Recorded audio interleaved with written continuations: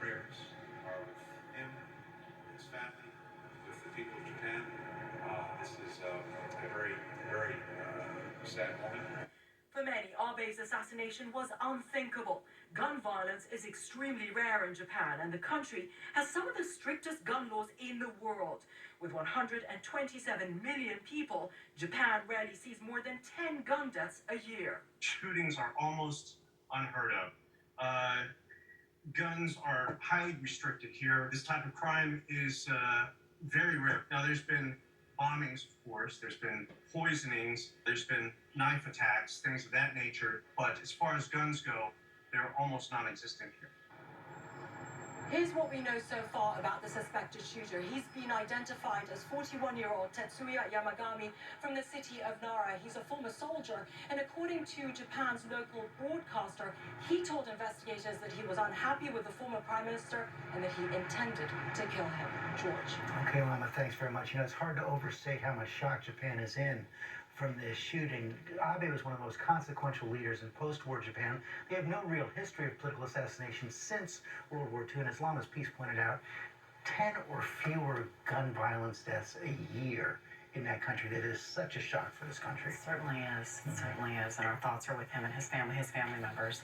We move on now to the surprise guilty plea by WNBA star Brittany Griner admitting to unintentionally bringing cannabis oil into Russia and now facing up to 10 years in a Russian penal colony. Maggie Rulli joins us now with more on the potential strategy behind that plea. Good morning, Maggie. Hey, Amy, good morning. Yeah, many experts are saying that this guilty plea was really the only outcome possible.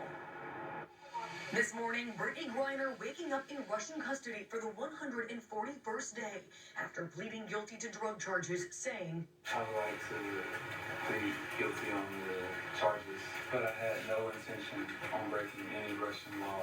Griner's facing up to 10 years in prison. Seen here, ushered into court shackled and gripping a photo of her wife, Sherelle. Inside the courtroom, the 6'9" Phoenix Mercury Center was confined in a steel white cage. She'd been in detention since February after Russian police say they found vape cartridges in her luggage containing hashish oil, illegal in Russia. In court, Griner saying it was a mistake. I was in a rush packing, and the cartridges accidentally ended up in my bag.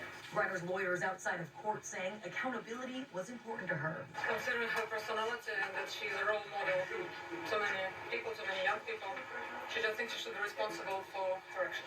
Experts say a guilty plea may also help speed up what many see as an inevitable outcome, negotiations. It will get her closer to the verdict that we know the Russians will give, which is guilty. That will allow for the next phase to occur and potentially a break for her, perhaps, in the diplomacy. In court Thursday, a letter from President Biden hand-delivered to Griner, responding to her plea for help, where she wrote, "I'm terrified. I might be here forever." Trevor Reed knows all too well the reality of being a Russian prisoner, detained for nearly 3 years. There's pretty horrible conditions there. There's rats.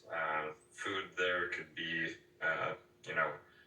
really bad. In the summer, it's very hot there. There's no air conditioning, obviously, or even fans inside of those cells. They do not like Americans, and they don't try to hide that. In her letter, Griner pleading with the president, please don't forget about me and the other American detainees, which include former Marine Paul Whelan, who's been detained for over 3.5 years. I hope that President Biden and his administration will do everything possible to get both Brittany and Paul out of Russia, and that they will do that immediately.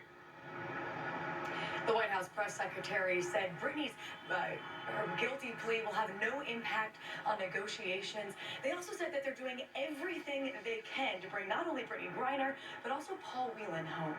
TJ? Yeah, there are dozens of Americans around the world actually being detained unlawfully, some would say, and wrongfully. Thank you so much for that, Maggie. We want to turn now to the latest jobs report. A lot of people keeping an eye on it to see what it's going to mean for the economy. Our chief economics correspondent, Rebecca Jarvis, on the floor of the New York Stock Exchange for us with some insight. Good morning to you, Rebecca.